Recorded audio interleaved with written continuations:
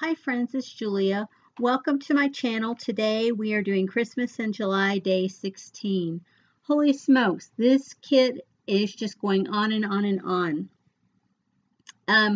I'm working on cutting some card fronts down, and I'm using the 6x6 paper pad, the American Crafts cardstock pad, and I'm just cutting down those card fronts. I have tons of paper over to the side. Those are all of my scraps, and I'm looking and deciding which of my scraps I need to cut down and get ready to use on these card fronts. I'm one of those that as I go along and make cards, I like to use up scraps along the way if at all possible. And so that's all I'm doing here is I'm going through and I'm putting different scraps down on these card fronts so that I will know exactly what I have left in the way of scraps. You know, how much more that I need to use. And that's just something I've learned over the years of scrapbooking as I go along making cards. I utilize scraps a ton. And so this is one of those cards made completely out of scraps. Now that piece right there is one that was from the cut apart sheets. And so as you can see, I just had that tiny little space there and it fit in there perfectly. And so I used it. I used a banner die that I had in my generic, or not a banner die, a scallop die that I had in my generic stash. And so I'm using it to go along and create these punch outs with scraps of cardstock. And so I've punched two in red and two in green. And because I didn't line the paper up nicely, they're all out of whack. So I got out my big new guillotine trimmer there to cut them down appropriately. And so here I'm making smaller bits and pieces to go along these cards along the top, the card bases along the top, or card fronts along the top. And I'm trying to find my skinnier pieces of card scraps as I go along so that I can, you know, keep from having to cut down a lot. But, you know, I'm still cutting down. It all turns out okay in the end.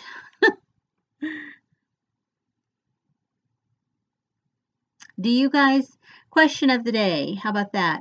When you are making cards, do you use scraps to make them with, or do you use just whole sheets of paper? Just curious about your process in your creating. So there you can see I have the card fronts completed. Everything's glued down and I have the scallop piece along there. Now I'm taking these labels, and these are old Martha Stewart labels, and they have a slick coating on the slick feel to them. And so when you press down your stamp, I threw a couple of them away already because when I stamped and let up, it smeared pretty good. And so it just takes a really light hand to stamp on those. And as I'm going along, I have the textured side of this cardstock up, and I have since found out that over the course of time, those stickers, and it may be because they're so old, they don't stick so great to the textured side of the cardstock. Here, I'm just using some of that binding ribbon and placing along there, and that was a scrap from my scrap bin of ribbon, and I just and that twill tape that I have there is also from my scrap bin that I added into these little mini kits. And the thing about both of these ribbons, they look so pressed and so straight. It's because they are. I'm a tool junkie, and so I don't buy every tool that comes out, but there are tools that I have to have. And one of them was a ribbon iron back in the day before the ribbon iron, if I had wrinkled ribbon, then I would take my iron and standard iron and iron it down until it was flat. And then someone invented a ribbon iron or made it available to the mass public, and I bought one.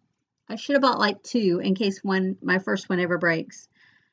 So I give that time for the stamps to dry. And I'm going through there. You know, I added the border, the scallop border with the cardstock. Then I added ribbon on top of that. And now I'm adding some additional rickrack, and it's gold. And I bought it from the Target dollar spot a long time ago, and I've just been using it and using it and using it, which is okay. I mean, I don't mind, you know, taking a long time using up a product, especially if it's one that I love. And I love this one because it's sparkly and glittery. And so who wouldn't love that? I mean, come on. Well, I guess some people don't really like glitter and sparkly things, but guys, I have realized the older I get, I like the sparkly, glittery stuff. What is it? I used to see my grandma wearing stuff like that, and I would think, oh, really? And now as I get older, I'm liking it better and better, and I'm not ashamed or bashful to wear anything sparkly or glittery, so, or send it out on cards, if you will. Anywho, so here I am. I do take a little bit of that tape. It's an old washi tape that I know I'm not going to use on any layouts. And I just use it to hold those ribbons down on the back side. I pulled out these paper bows that were in my mini kit, and I'm going to use those on each card. And you can see as I'm going along there, I'm deciding, okay, because I have that texture and all those ribbons coming around the back, I'm going to need some additional lift to keep it from buckling on top of the card base. So I'm just going to go through and I'm going to add some fun foam.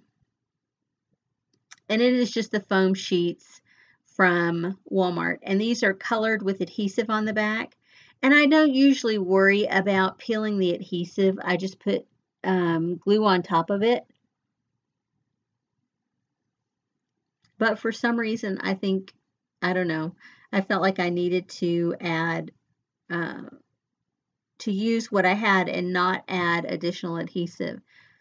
And so I'm going through this process and getting everything done, and I don't use the additional adhesive on, I peel it off before and because it's been a long time since I stamped those images, they are still somewhat wet. So I just took a paper towel, and when I stick the label down, I am using that paper towel to go over the top of it and really smash it into that background. So you can see those are done. And I'm going through, and because the little ribbons have foam adhesive on the back, and the foam, it's dried out. It doesn't work anymore. Those popped right off the carrier sheet, and I'm using a glue dot to stick them down to the card front, which I don't mind utilizing products like that the adhesive is all gone on. It works for me. So here I am. I'm using my pre-made bases, and I just stamped them. I chose a sentiment and stamped all 4 of them the same exact way. It's not rocket science, guys. When you're mass producing cards, you just want to get as many done in as timely a manner. And for me, sitting down with these scraps and wanting to create some layouts with them, I want to get them done quick. Like I said, these, over the course of the last couple of months, I've come home from work and made these in the evenings after work. So this has worked out really good. There I'm stamping the fronts of my envelopes with one of my close to my heart inks. I have everything out there. There's my card fronts, and now I'm going to add a little something to the inside. And for these, I'm using washi tape as opposed to scrap paper or ribbon or whatever. I'm just using a little bit of washi tape as I go along. And I have found that if you use washi tape in this respect, after you put it down gently like that, go back over it with a bone folder and just really mash it into the paper to keep it from popping back up. Just a little tip that I've learned over the years, and you see that's what I'm doing now. I use the bone folder on the inside on the washi tape, and then I use it to fold my cards. Anyway, I'm going to glue down the card fronts to the card bases and call these done. I appreciate you coming by today and watching another video of me creating these cards. If you are inspired to create Christmas cards from your stash or anything really from your stash, if these videos inspire you, I would love to know it. So flip me a thumbs up or hit subscribe if you're interested in seeing more stuff made from your own stash. Anyway, guys, thanks, and I appreciate you stopping by today, and I will see you tomorrow for another Christmas in July card making video. Have a great day, everyone. Bye-bye.